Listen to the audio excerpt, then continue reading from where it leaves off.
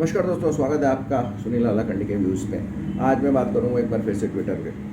दैनिक भास्कर मेरे पास आज का सामने है और उसका जो हेडिंग है उसमें लिखता है अब चिड़िया कानून के नीचे। यानी चिड़िया जो ट्विटर का जो वो उस पर सिंबल आता था नीले रंग का ट्वीट करते हुए, उसको अब भारतीय कानून के अंदर भारतीय कानूनों का नियम करना पड़ेगा, क्योंकि उसको सरकार ने आईटी नियम के तहत कुछ गाइडलाइंस दी थी, जिसमें उनको एक कंट्रोलिंग अधिकारी और एक कुछ 2-3 अधिकारियों का चयन करना था और उसका कंप्लायंस की रिपोर्ट सरकार को देनी थी, जो उन्होंने नहीं दी थी। अब कल केंद्रीय मंत्री रविशंकर प्रसाद ने कहा कि ट्विटर ने जानबूझकर कई नियम नहीं माने और अब उनको ट्विटर को आईटी एक्ट की धारा 79 के तहत अब संरक्षण नहीं मिलेगा।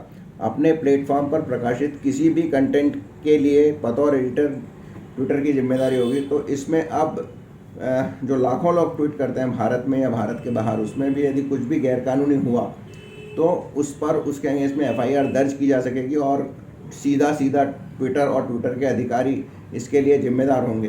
तो अब जो योगी आदित्यनाथ ने ट्विटर के अगेंस्ट में सांप्रदायिक सद्भाव बिगाड़ने या सांप्रदायिकता फैलाने का आरोप लगाया है, वो एक बुजुर्ग मुस्लिम की दाढ़ी काटने के प्रकाशित वीडियो में, जिसे उन्होंने बिना चेक करके, बिना फैक्ट चेक किए प्रसारित किया था, तो उसके अंत में अब ट्विटर की दिक्कतें बढ़ जाएंगी।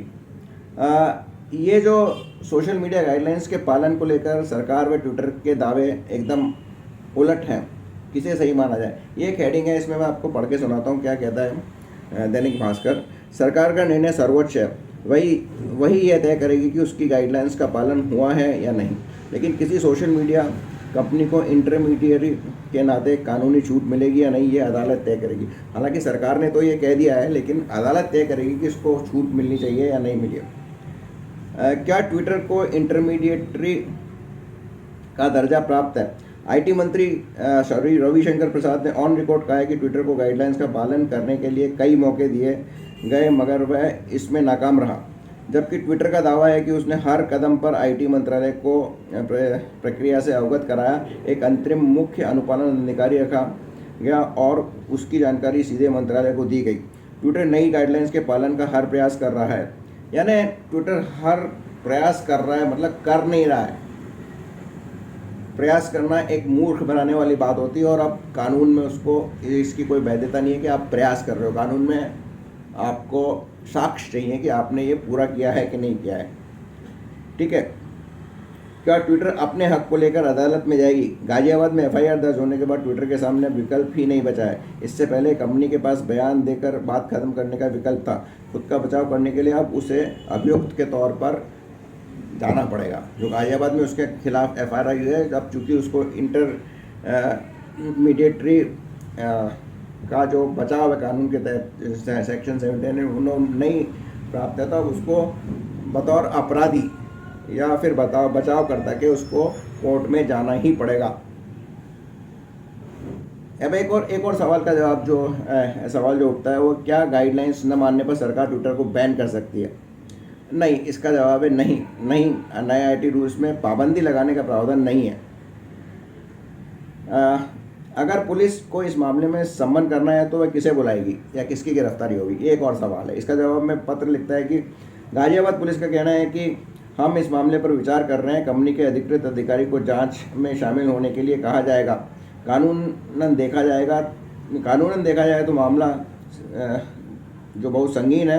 कानूनी संरक्षण के अभाव में कंपनी के शीर्ष अधिकृत अधिकारी को सीधे पार्टी बनाया जा सकता है। यानी कि अब ट्विटर इंडिया के जो भी अधिकारी, उनमें कुछ भारतीय हैं, कुछ हो सकता है विदेशी हों, उन सबको कानून के अंडर दायरे में आना पड़ेगा और उनको कोर्ट जाना पड़ेगा। तो ट्विटर, ये मामला वैसा ही है जैसा कि मतलब आपके भारत में किसी माइनॉरिटी के लोग पे कुछ भी होता है तो हल्ला बन जाता है पूरे देश में, विशेषकर भारतीयों में मचता है। वैसे ही ट्विटर को, और अगर चाइना में होता है तो चाइना में इतने मुस्लिम लोगों को, माइनॉरिटी के लोगों को वहाँ पे रखा गया तो कोई प्रॉब्लम नहीं होती है। यहाँ पे लोग कुछ भी नहीं बोलते हैं। वैसे ही चाइना को कभी भी ट्विटर को बंद कर देता है, कभी फेसबुक को बंद कर देता है, कभी गूगल को बंद कर देता है और ये चुपचाप उसको कानूनों को पालन करते हैं। और अब तक इंडिया में भी ये ऐसा ही चलता था, कानून पालन नहीं करते थे, इनकी मनमानी चलती थी। लेकिन अब समय बदल गया और उनको भी समय के अनुसार बदलना पड़ेगा। अपने आप को कंट्रोल करना पड़ेगा, नहीं तो हो सकता है सरकार कानून लाके कानून में परिवर्तन करके ट्विटर को बैन कर दे। फेसबुक और व्हाट्सएप ने या यूट्यूब जो लोग हैं उन्होंने इसका पालन कर लिया था। और यूट्यूब में तो मेरा एक दूसरा यूट्यूब चैनल है, शायद इसी चैनल में एक दो वीडियो यूट्यूब ने डिलीट कर दिए थे क्योंकि वो उनकी कम्युनिटी गाइडलाइंस में फॉलो नहीं करते हैं। जबकि मैं एक बहुत छोटा सा यूट्यूबर हूँ और मेरी उसमें कोई ख़ास बात नहीं थी। मैंने उसमें केवल